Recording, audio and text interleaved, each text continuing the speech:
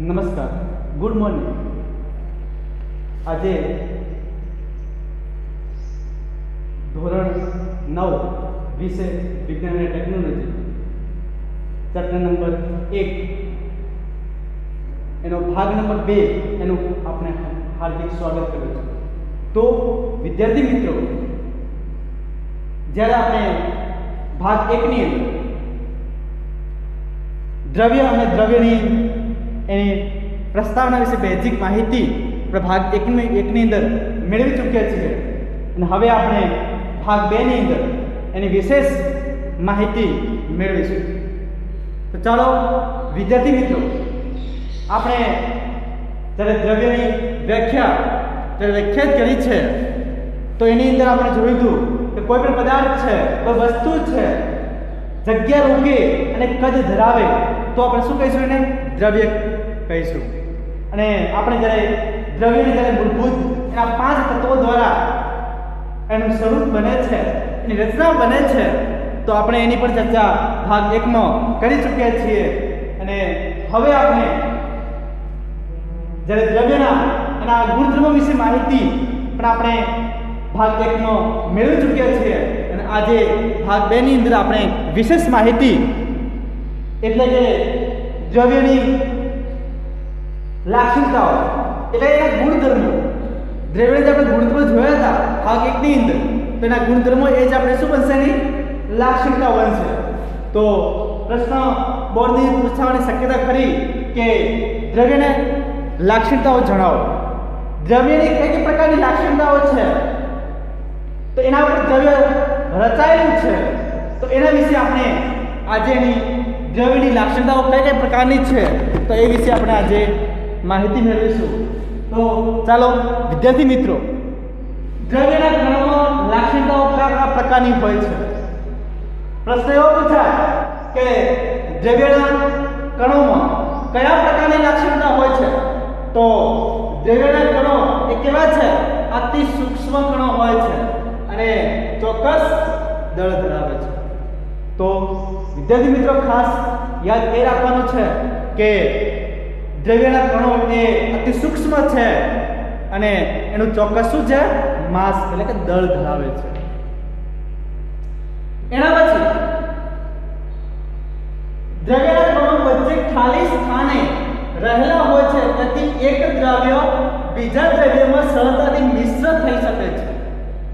આપણે જોયું હતું ભાગ 1 ની અંદર કે જ્યારે દ્રવ્ય ના કણો વચ્ચે ખાલી સ્થાનો અવકાશ રહેલો હોય છે અને એ અવકાશ એક દ્રવ્યમાંથી બીજા દ્રવ્યમાં જ્યારે એકબીજાના મિશ્રણ થાય છે, આંતર મિશ્રણ થાય છે અને એના દ્વારા દ્રવ્યની જે રચના બને છે, ત્યારે આપણે એની લાક્ષણિકતા એક ગુણધર્મ તરીકે એનું આપણે કહી શકાય છે કે દ્રવ્યના કણો વચ્ચે ખાલી સ્થાનો રહેલા હોય છે, એના કારણે એકબીજાના દ્રવ્યો શું થાય છે? આંતર મિક્સ થાય છે.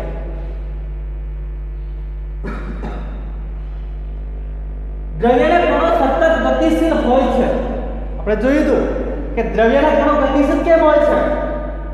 સતત વધતા હોય છે કે જેમ જેમ તાપમાન વધે છે, જેમ જેમ એની ગતિ ઉર્જા વધે છે, તેમ તેમ તેની ગતિશીલ ગતિની વધતી જોવા મળે છે.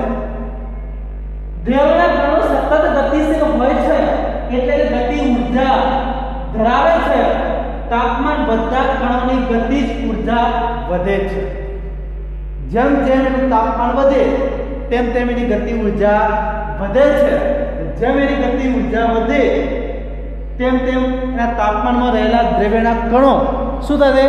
સતત વધતા રહે છે, સતત વધતા રહે છે. દ્રવ્યના કણો એકબીજાને આકર્ષે છે. જ્યારે સમૂહ પ્રકારનો ડાયસ હોય તો એકબીજાને સમૂહની અંદર જ્યારે એક પ્રકારનો જૂથ જ્યારે બને છે તો એક પ્રકાર શું કહી શકાય છે? આખા જૂથને એક દ્રવ્ય પણ રચના પણ કહી શકાય છે. તો વિદ્યાર્થી મિત્રો, આપણે આને જોયું કે દ્રવ્યના કણોની લાક્ષણિકતા કયા પ્રકારની હોય છે. તો દ્રવ્યના કણોની લાક્ષણિકતા આપણે અહીંયા એના જે મુદ્દાઓ જોયા, તો પહેલો મુદ્દો છે કે દ્રવ્યના કણો અતિ સૂક્ષ્મ અને ચોક્કસ દળ ધરાવે છે. નંબર 2, દ્રવ્યના કણો વચ્ચે ખાલી સ્થાનો રહેલા હોય છે અને તેથી એક દ્રવ્યમાંથી બીજા દ્રવ્યમાં સરળતાથી મિશ્રણ થઈ શકે છે. દ્રવ્યના કણો સતત ગતિશીલ હોય છે એટલે કે ગતિજ ઊર્જા ધરાવે છે. તાપમાન વધતા કણોની ગતિજ ઊર્જા વધે છે. તો આપણે દ્રવ્યના કણો ગતિશીલ હોય છે. કેમ કે તાપમાન જ્યારે વધે છે ત્યારે પ્રસરણ થાય છે તો એના કણો પણ શું થાય છે, અહીંયા વધતા જોવા મળે છે. દ્રવ્યના કણો એકબીજાને આકર્ષે છે. તો દ્રવ્યના કણો એકબીજાને નજીકમાં આકર્ષણના કારણે એક પ્રકારનું જૂથ બને છે. જૂથના કારણે દ્રવ્યની રચના બનતી હોય છે. તો વિદ્યાર્થી મિત્રો, આપણે આ જે લાક્ષણિકતાઓ જોઈ છે એને પણ ગુણધર્મો આપણે કહીશું, લાક્ષણિકતા પણ કહી શકાય છે. તો ખાસ જ્યારે પરીક્ષાની અંદર પરીક્ષામાં જ્યારે બોર્ડની અંદર જ્યારે પ્રશ્નો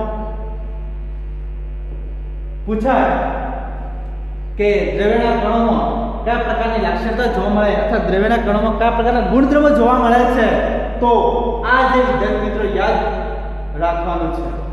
હવે એના પછી નેક્સ્ટ પોઈન્ટ, દ્રવ્યની અવસ્થાઓ કેટલી અને કઈ. તો વિદ્યાર્થી મિત્રો, કે દ્રવ્યની અવસ્થાઓ કેટલી છે અને કઈ કઈ છે તો એના વિશેનો અભ્યાસ આપણે કરીશું. તો દ્રવ્યની અવસ્થા 3 છે. દ્રવ્યની અવસ્થા કેટલી છે? 3. એમાં નંબર 1 ઘન અવસ્થા, સોલિડ કઈ છે.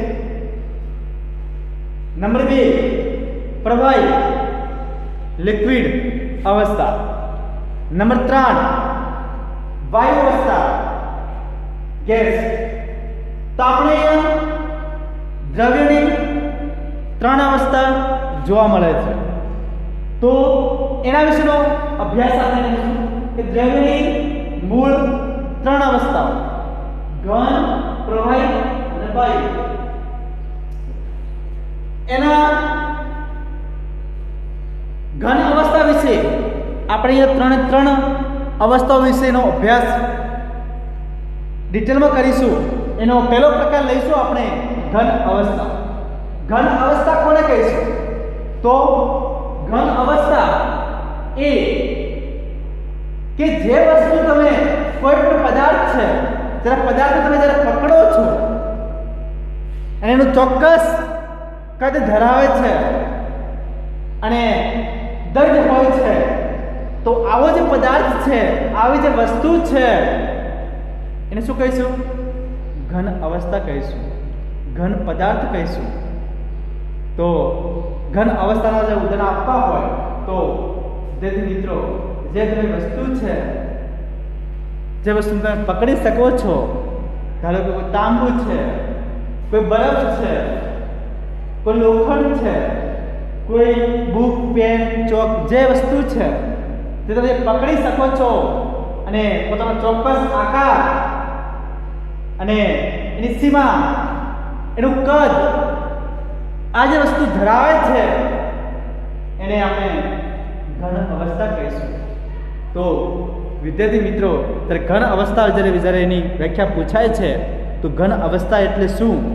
ઘન અવસ્થા એ કહેવાય કે જે વસ્તુ તમે એને સરળતાથી પકડી શકાય, અથવા ઘન અવસ્થા, ઘન પદાર્થ એ છે કે એનો ચોક્કસ આકાર, સીમા અને કદ હોય છે. તો એવા પદાર્થને શું કહીશું? ઘન અવસ્થા કહીશું. તો આપણે અહીંયા ઘન અવસ્થા વિશેના ઉદાહરણ આપણે જોઈએ છીએ. તો કોઈ પણ ઉદાહરણ આપી શકો છો, બરાબર?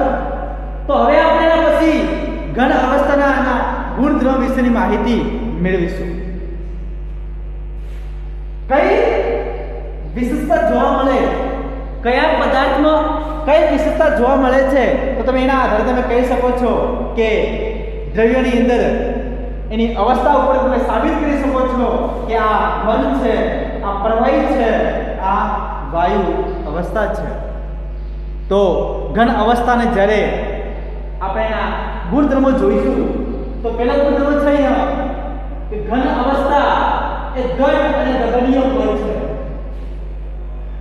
ઘન અવસ્થા એ દઢ અને દબનીય હોય છે. દઢ એટલે કઠણ હોય છે. ઘન અવસ્થાના કણો, દ્રવ્યના કણો એકબીજાને નજીકમાં હોય છે અને બહુ ગીચ અવસ્થામાં હોય છે, એટલે એ દઢ શબ્દ વાપરે છે. તો ઘન અવસ્થા એ દઢ અને દબનીય હોય છે, એટલે કે દબાઈ જેવી વસ્તુ હોતી નથી. એ કઠણ હોય છે, કહેવાનો મતલબ સખત હોય છે. તો અદબનીય બતાવે છે. નંબર 2, ઘન અવસ્થા ચોક્કસ આકાર, સીમા અને કદ ધરાવે છે. તો ઘન અવસ્થા ચોક્કસ આકાર, સીમા અને કદ, આ ત્રણ બાબતો ઉપર ખાસ ઘન અવસ્થા મિત્રો ઓળખાય છે. તો ઘન અવસ્થા ત્રણ બાબતો ઉપર મિત્રો સાબિત થાય છે કે આ પદાર્થ એ ઘન અવસ્થા હશે. તો એના પછી ઘન પદાર્થના કણો વચ્ચે આંતરઆણવીય અવકાશ નહિવત હોય છે. એટલે કે ઘન અવસ્થા હોય છે તો એની અંદર કણો વચ્ચે આંતરઆણવીય, કણો વચ્ચે જગ્યા નહિવત હોય છે, ઓછી હોય છે, એ બે નજીક હોય છે, જકડાયેલા હોય છે, જથ્થાબંધમાં હોય છે. તો ઘન અવસ્થા, ઘન પદાર્થ જ્યારે એના એકબીજાના કણો વચ્ચે આંતરઆણવીય એનું અંતર બહુ નહિવત હોય છે, એટલે કે અવકાશ નહિવત હોય છે, જગ્યા ઓછી હોય છે, ખીચોખીચ હોય અથવા જથ્થાબંધ હોય છે. તો આવી જે વિશેષતા આપણે જોવા મળે તો આપણે સાબિત કરીશું કે આપેલો પદાર્થ એ ઘન અવસ્થા છે. એના પછી ઘન પદાર્થ પર બાહ્ય બળ લગાડ્યા છતાં તે પોતાની મૂળભૂત આકાર જાળવી રાખે છે.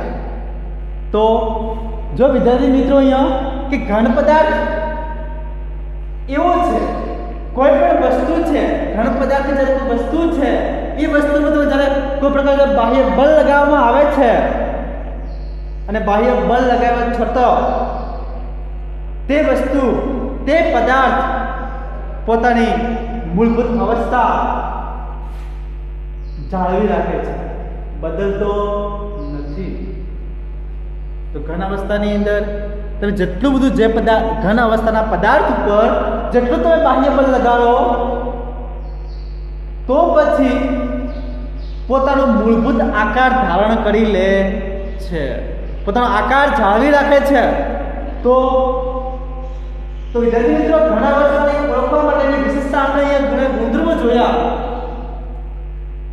કે દઢ હોય છે, અદબનીય હોય છે, ચોક્કસ આકાર, સીમા અને કદ ધરાવે છે, કણો આંતરઆણવીય વચ્ચે અવકાશ નહિવત હોય છે અને ઘન પદાર્થ પર બાહ્ય બળ લગાડે છે ત્યારે મૂળભૂત નો આકાર જાળવી રાખે છે, એટલે મૂળભૂત આકાર જાળવી રાખે છે. તો વિદ્યાર્થી મિત્રો આપણે જ્યારે દ્રવ્યની અવસ્થા વિશે જ્યારે અભ્યાસ કર્યો છે તો એને આપણે એના મુખ્ય એના 3 પ્રકારો હોય છે, ઘન, પ્રવાહી અને વાયુ. તેમાંથી મિત્રો આપણે એક પ્રકાર વિશે માહિતી મેળવી છે, ઘન અવસ્થા વિશે. તો આમાંથી આપણે હેતુલક્ષી પ્રશ્નો કયા પ્રકારના પૂછી શકાય છે તો એના વિશે આપણે ચર્ચા કરીશું. તો વિદ્યાર્થી મિત્રો પહેલો પ્રશ્ન એ પૂછાય કે દ્રવ્યની મુખ્ય અવસ્થાઓ કેટલી? દ્રવ્યની મુખ્ય અવસ્થાઓ કેટલી? તો મિત્રો તમારે જવાબ આપવાનો છે. અહીંયા મુખ્ય કેટલી છે? 3. કઈ? ઘન, પ્રવાહી અને વાયુ. ઘન, પ્રવાહી, વાયુ. એના પછી મિત્રો પ્રશ્ન એવો પૂછાય કે ઘન અવસ્થા એટલે શું? તો આપણે જે એના ગુણધર્મો જોયા છે તો મિત્રો એની અંદર એની વ્યાખ્યા સમાયેલી છે કે ઘન અવસ્થા એ ચોક્કસ આકાર, સીમા અને કદ, ચોક્કસ આકાર, સીમા અને કદ તે ધરાવે છે એને આપણે શું કહીશું? ઘન અવસ્થા કહીશું. તો ઘન અવસ્થા એ કેવો છે પદાર્થ? દઢ છે અને અદ્રવણીય હોય છે. તો વિદ્યાર્થી મિત્રો અહીંયા ઘન અવસ્થાની અંદરથી અમુક પ્રકારની ખાલી જગ્યાઓ પૂછી શકાય છે. તો એ ઘન અવસ્થા એ ખાલી જગ્યા હોય છે. તો ઘન અવસ્થા એ દઢ અને અદ્રવણીય હોય છે.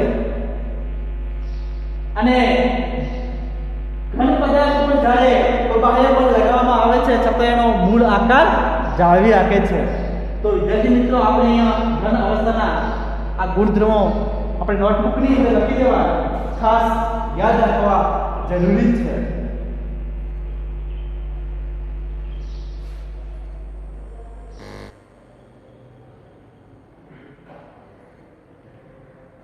તો વિદ્યાર્થી મિત્રો હવે આપણે ઘન અવસ્થા પછી નંબર 2 પ્રવાહી અવસ્થા. પ્રવાહી અવસ્થાની અંદર એના ગુણધર્મો વિશે માહિતી મેળવીશું. ઘન અવસ્થા મેળવી એ જ રીતે તો પ્રવાહી અવસ્થાની અંદર એના ઉદાહરણો જોઈએ. તો દ્રવ્યની અંદર પ્રવાહી અવસ્થા એ કઈ રીતે સાબિત થાય છે? તો પાણી છે, ખોરાક છે, રાંધણનું તેલ છે, દૂધ છે, આ વગેરેના ઉદાહરણ છે એ આપણે શું છે? પ્રવાહીના છે. એ પ્રવાહી અવસ્થાના છે. તો વિદ્યાર્થી મિત્રો આપણે અહીંયા પ્રવાહી અવસ્થા માટેના પાણી, ખોરાક, રાંધણનું તેલ અને દૂધ આ પ્રવાહી અવસ્થાના ઉદાહરણો છે. હવે આપણે આ ગુણધર્મ વિશે માહિતી મેળવીશું કે પ્રવાહી અવસ્થા એ કયા વિશેષતા ઉપરથી સાબિત થઈ શકે કે આપણો પદાર્થ એ પ્રવાહી છે. તો પ્રવાહી અવસ્થા એ નિશ્ચિત આકાર હોતો નથી. પ્રવાહી અવસ્થા જે હોય એનો નિશ્ચિત આકાર ધરાવતો નથી, પરંતુ તે પાત્રના આકાર જેવો આકાર પણ ધારણ કરી શકે છે. એટલે કે પ્રવાહી જ્યારે કોઈ પાણી છે, જ્યારે પાણીને કોઈ ટીપમાં લેવામાં આવે છે તો ગ્લાસમાં લેવામાં આવે છે, એનો તો ગ્લાસમાં લીધા પછી જે પાત્ર હોય છે એ પાત્રમાં જેવો આકાર હોય તેવો આકાર ધારણ કરી શકે છે. તો વિદ્યાર્થી મિત્રો અહીંયા પ્રવાહી એક પોતાનો આકાર નિશ્ચિત નથી હોતો, પણ એના પાત્રનો આકાર જેવો હોય એવો આકાર પણ ધારણ અહીંયા કરી શકે છે. પ્રવાહી પદાર્થ નિશ્ચિત કદ અને દળ ધરાવે છે. તો વિદ્યાર્થી મિત્રો સાબિત કરી છું કે પ્રવાહી અવસ્થા કઈ રીતે સાબિત થાય? તો પ્રવાહી અવસ્થા એનો ચોક્કસ કદ અને દળ ધરાવે છે. ચોક્કસ કદ કેટલા વિસ્તારમાં છે અને દળ એટલે કે એનું માસ કેટલું છે એ તો ચોક્કસ ધરાવે છે. તો પ્રવાહી અવસ્થા એ નિશ્ચિત કદ અને દળ ધરાવે છે.